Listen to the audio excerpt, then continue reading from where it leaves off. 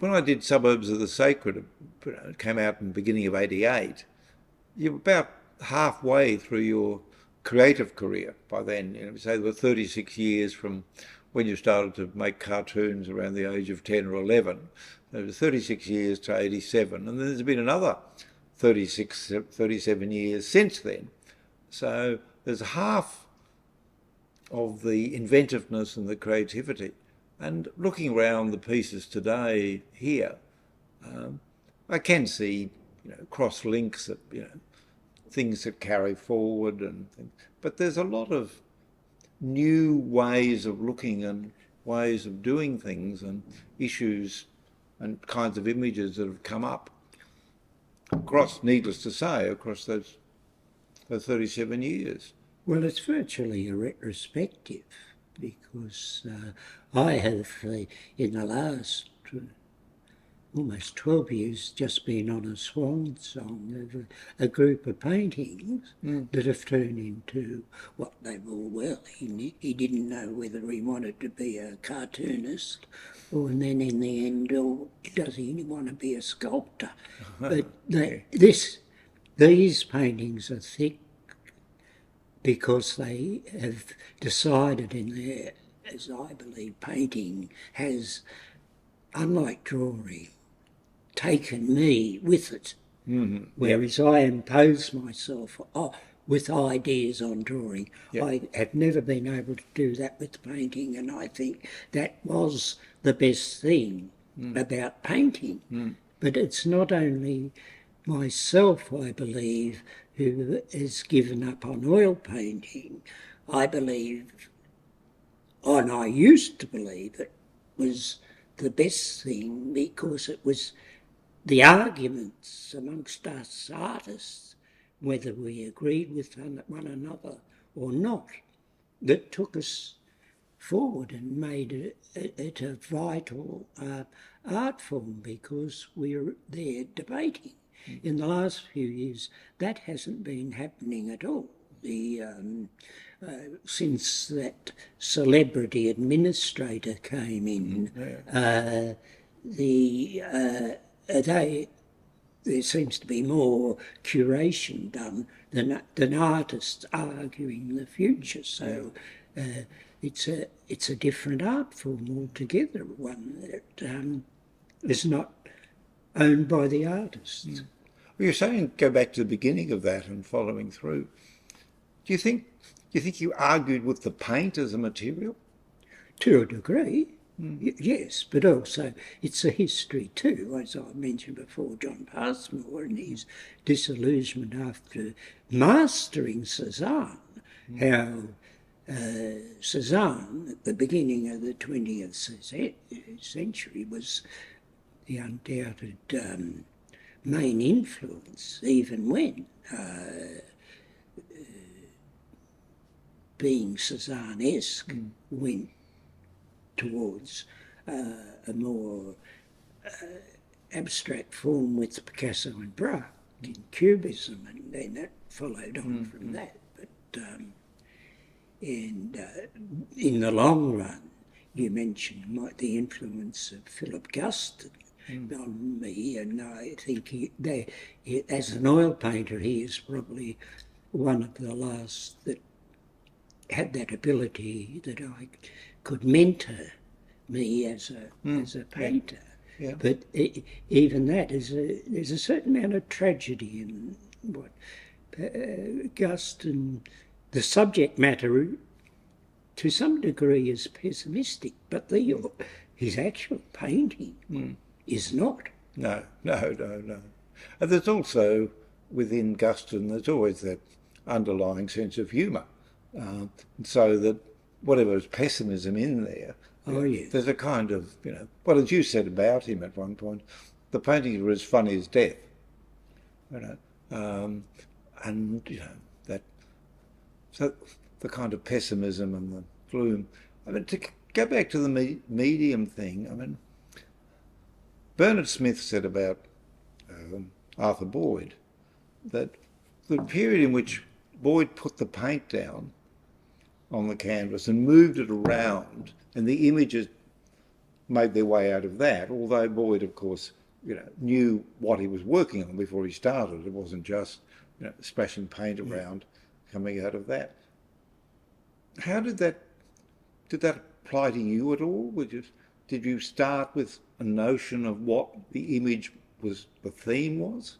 And Yes, then put the paint down? I often, but then because of paint itself, it took me somewhere else. Right. I think Boyd at his best, that happened with him, probably the early times in Nolan too. I don't believe that was a tragedy with the Antipodean. Well, what I was trying to also say with the drawings, I could have been influenced by some of the things from Suburbs of the Sacred. For instance, in drawing history, but not the paintings, for example, only some influence of what my father's influence on me, like the piece you wrote on your father. I wasn't so aware of how hard things were during the Great Depression because I wasn't around. But you had mentioned, because you interviewed him and my brother, yes. that he said, you either joined the Communist Party or were jumping off the Harbour Bridge. Yep. Now, I didn't know what that context was. I might have heard him saying it, but until only last year or so, I read a piece where in 1932 about 60 people at the start of the Depression had jumped off the Harbour Bridge. So we don't pick up anymore on that. And that's a period, my older brother and sister, both 10 and 12 years older than me, had suffered through that area. But we had moved to Bondi, and often even John MacDonald is worried that I complained too much about the Catholic mother and the communist father, and yet I'd been brought up in wonderful Bondi. Yes. And I've always agreed that outside the school, Bondi was wonderful then. Yes. But it wasn't with the school, because I had to pass the Catholic school to get to school and think, they've got art down there. Yeah. The Catholic school that my father would not allow Yes. to go, like my sister had been chased by nuns or something for wagging it. Well, there is a great deal, the great Bondi stories. One of them is, of course, that Robert Morley was standing there with Michael Blakemore as a young director, and Blakemore was going to come to London with him. And Morley looked out over the Bondi beach and he said, you sure you want to leave all of this? And that sense of the open air, but if I could just go from there, while there were, unlike Australian painting, which we associate so much with landscape in one form or another, the landscape periods for you were, sometimes when you looked out of Fairlight up towards the heads, the view then, and then when you're on the east coast of Tasmania, when there was, when there was sort of nothing else around. But landscape in that sense, it hasn't been a major part of the 70-year output.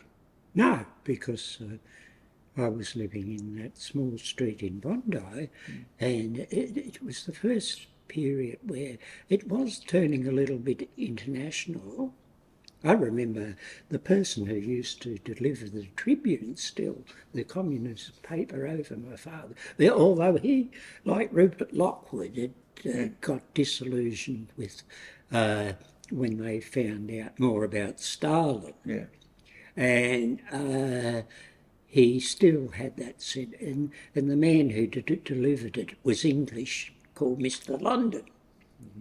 Now I, at about 12, thought this was sort of great stuff, humorous stuff, that the different countries around the street and a lot were coming in from the western suburbs like my family had when I was a baby, and thinking that Newtown was way out west because I had heard my sister especially stories about kids being run over by and what a tragic place out there in the west, working class. Yes, And we were aspiring. Yeah. My father eventually being even able to buy the taxi. Oh. So it was all that sort of stuff that started me drawing, because I think in kindergarten I was telling some of the stories my sister was telling about around the kids. And then when one teacher was nice in kindergarten, but one had her son in the class. Yeah, I even remember William McLean, and she, Mrs. McLean, always privileged him to ride on the, and that's the first time I got to be a bit aware of inequality. So from then I think I started drawing rather than verbally talking. Oh, okay. Yeah. Because for some reason, from that, numbers became, I didn't have any difficulties with other subjects. Numbers, and I put it down to that I was telling stories and wondering what people were up to, and numbers weren't important. Okay. I mean, money wasn't that important because people was, my father included, doing better, and it wasn't a big worry. Yeah. But the thing with reading the Tribune was that it had cartoonists like Noel Cooper. Oh, yeah. No, very strong black and white. You are, yes, and as a painter and cartoonist. Herbert McClintock and people. That's right. I was all in there for a long period. But in a sense, numbers, as you say, doing arithmetic and things, one thing, but the symbols and signs and numbers that appear, and certainly in the 60s paintings out of Italy and the religious ones, but they don't entirely disappear after that. Did you have any? You're surrounded in Italy, as you said to me, years ago. You're surrounded by all these religious, symbolic paintings and things. I mean, of course, you're going to absorb it in some kind of way, even though in your childhood you'd had a Catholic mother, as you say, and a communist father, so you picked up bits of those things about the Catholicism, but the imagery, the iconography, of everything she was only sent. Much of that survived into even today. That way of thinking about how you put the story down. I think it does, because my mother was only sentimentally involved with Catholicism. My father was the thinker. Mm-hmm. And because I lost my mother at 13, and she was a loving mother, so it was a big impact. So the sentimentality was taken over into a relief compared with what I was starting to think. Yeah. When I was agreeing with my father being a tougher character, and even that whole side of the family, the Loobys they weren't exactly, as you say, in suburbs, nominal Protestant. My father was the only one who went as far as being a communist, but they were all to the left, but from the country, Stokes. With no interest in religion whatsoever. No. Whereas my mother's side were all that superstitious Catholics, and they all died young, like my mother, and my father's side all lived into like my father, into the 90s, no matter what they did. And yet they are all from that mainly Irish. I mean, I was just thinking, I can't now remember where I got the phrase for the title of the book from, Suburbs of the Sacred. I know what it was about, but at what point I framed those two words to go together to make that, phrase of title because, you know, the suburbs of the sacred, it, you know, has a nice pattern and rhythm to it in that sense. I don't think that it's a quotation from something in the way in which the Black Swan of Trespass is a quotation. Other things are quotations. But the sense of the sacred and the suburb, as you know, people point out, you know, for the last 150 years or more, we've been living in a desacralised culture that's become more and more commercialised. And in suburbia, the thought that you could in fact have great thoughts, great ways of connecting with other people, ideas about how the world should be, to replace the commercialisation. But that for you then runs into, of course, just as you're really getting started in Australia, the commercialisation of the one thing in which you were going to, you know, make your life in, which is the art world. Yes, but they also at that time, living in a small street, I think I can still remember the names of everybody in that street. Oh, yeah. And the different. The Jewish Opies next door. Mm. Now, I was particularly fond of even them because Mo McCackey. My mother was took me to those shows, and I claim I was even taken to close up, and Mo used to splutter when he told a joke, and I reckon that was my blessing that I was spat on by Mo McCackey when I wanted later on compare him with Patrick McCackey, who wasn't that funny. So, and the other side were the McCarthys, who had art around, and they went to the Catholic school, and they were more like part of the family. So I couldn't understand, thinking, well, I'm certainly, I must be one of them, because somebody told me once, you know, they could tell you what your mother, if you was Catholic or not, because all mothers were in love with Bing Crosby. And I found out that that's the case with my mother. You know, when you, I mean, as you know, I told Patrick White that you thought that Sid Nolan was the Bing Crosby of Australian painting. And Patrick thought this was just the most marvellous thing he'd ever heard. I mean, it actually enabled me to mention Sid Nolan's name without there being an explosion at the other end. That was written in the Financial Review too, because Paddy would employ me I know. as he originally when he was an But I mean, in that sense, as I know, I mean, what you were saying was about him there, that sense of Crosby as the crooner, of the smooth, soft. It wasn't a dismissal. Jazz singer. It wasn't a dismissal either. No.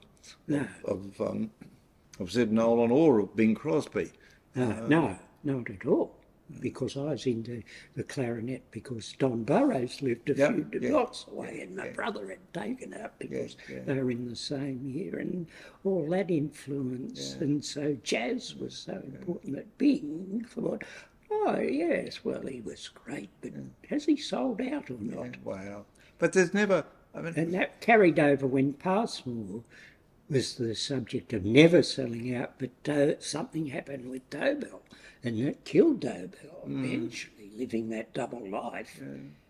Passmore at least lived, with claims of why did he give up when he was so acknowledged at his peak? And I worried that Passmore way back then just did not like that glamorous herd instinct sometimes associated with but that, you know, saying about, when did you think now, if you look back, when did you, was it in Italy or when you got back here, the sense that there was a battle between the artists and its commodification?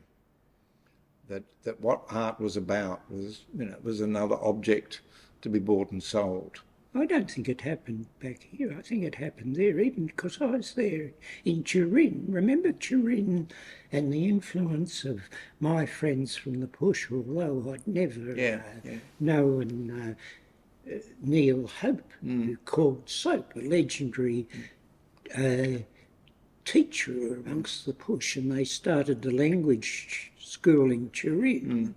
And I became their resident artist around the school, and so it was a brilliant teacher. The three of the friends in my age in the push, Bedford, Roberts, Poole, and even David Ferrara, had all been students of Soaps at North Sydney High, and Soap became that mentor that I never had at school, as far as reading and of course when he told a story, Soap became the character, especially his mother, who they were Christian scientists, and he was good at. He nearly died once because they refused to give him a blood transfusion when he had appendicitis, and Soap would tell the stories from books on his real life, and he was brilliant, and he got killed when I was in Rome, when he was on a motor scooter with the Mertzes, who were, very conceptual, progressive artists at that time. Their adopted boy, which was very tragic. And so that mixture of contemporary area in Turin, Soap had the ability on a Friday night to get a whole group of the people that were learning English, and that's why my Italian wasn't that good, because I made so many friends, but they'd all were learning English and wanted to learn. So, but when I moved to Rome, because of my sister having married a Hollywood scriptwriter and producer, Jack Rose, who knew all the filmmakers in Rome and Fellini and all of them, and I didn't care that I'd left a contemporary area, because Rome was the film had taken over in the big way with Fellini and Visconti, all of them very important. But I had an English girlfriend there with the BBC, and I moved back to London, and that was the middle of swinging London. All I thought it involved there was the revolutionary in music, but in Turin and then in Rome, especially with Fellini, he had started it, of course, wanting to be a cartoonist.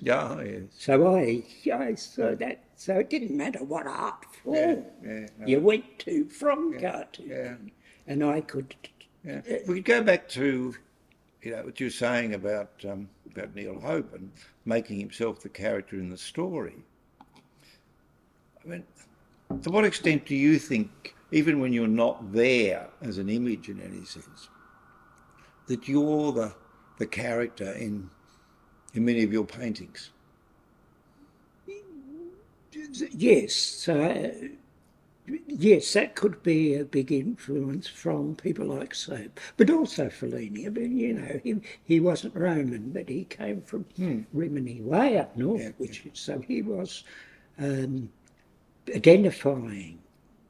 And when I was painting in the daytime, I took up that drawing at night, and started to think, well, I'm not Roman either. I've been influenced because the Vatican was just next door.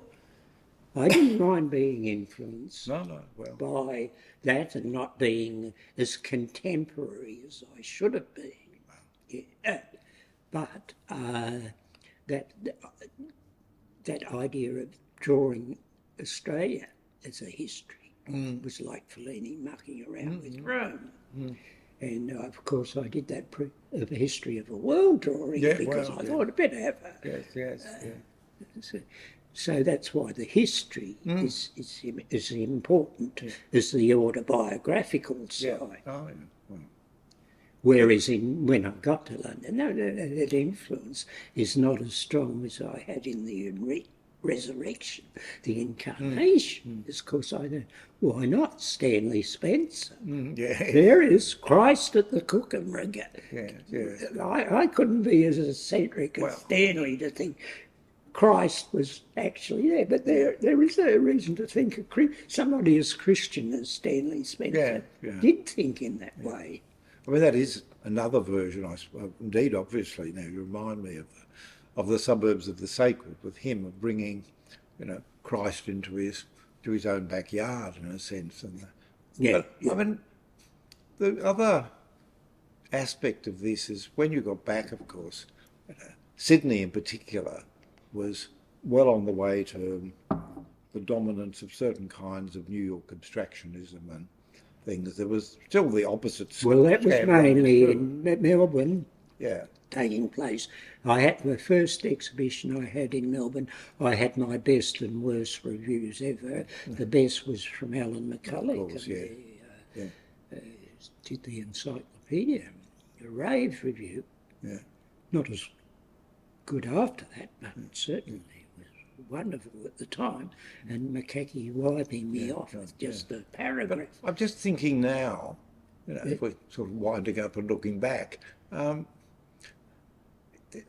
In that sense that McCulloch thought that abstraction, pure abstraction, was going to take over the world and figurative painting was never, that was over. No one was going to do that anymore. That's right. I've been in Europe and it hadn't taken off like it did. Well, I was trying to think: is there any major drive towards pure abstraction anymore anywhere? I mean, I'm trying to think. Can I think? I mean, doubtless there are people doing everything. I mean, there always are. But this notion that abstraction was going to rule the world just hasn't happened, has it? There is in that. Well, even in my landscapes, claiming they were a lot of people to me selling out and going abstract. That was the same with accusations against Passmore. But if you went to the Passmore Museum was one of the best experiences I had when we were making the documentary with Eleanor Roebuck, who put that whole together. And she even, which I didn't know, she said Passmore respected me as a student. Yeah. Well, I think what people are interested in is partly, as you've done, the life of the artist, but I think what people want to be led towards, which we were talking about, is how artists relate to each of the media and the materials that they use. Because, I mean, people looking at the outside of a painting think, how could you ever do that? And, I mean, it's a long period of learning and self-instruction. And so that... But when people, especially with the ABC and any visual arts program, they're so boring. I turn off compared with other arts programs because at least they involve people. They don't involve people really anymore because they're about they have to be for the cause. Now, okay, we believe in the cause if we're, but not in painting. Even associated with Aboriginality, it's a very dangerous thing. Because, as you, I think, told me once, they don't have a word for art. It was just so much part of life. Yeah. Well, it was the sacred. There was no. That's right. There wasn't something else that you. And I don't know where all those people were when I actually was drawing this Aboriginal, which I called the history of Australia, which was only, and that's way back. Canberra in the 70s. Yeah. And the only person I got congratulated from writing a review on an Aboriginal exhibition was from Trevor Kennedy, who sacked me as art critic on the National Times. And he blamed Paddy for that because Paddy had been arts editor and Trevor Kennedy then went to Packer.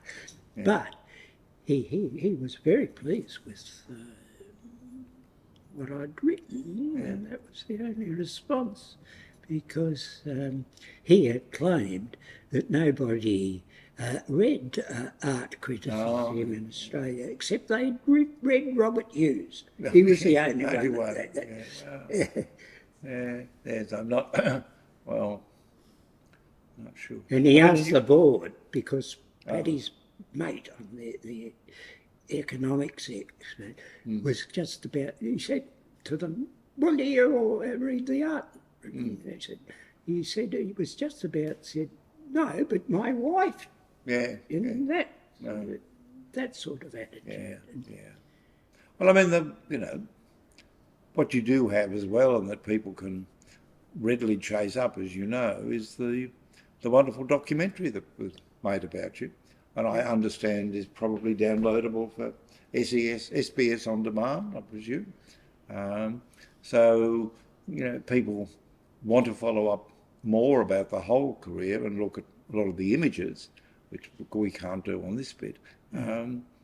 That's one place to go to. And I suppose if you still want to get some ideas about the first half of the career, you see if you can, perhaps in a library, because I don't think there are any for sale anymore, track down a copy of My Suburbs of the Sacred.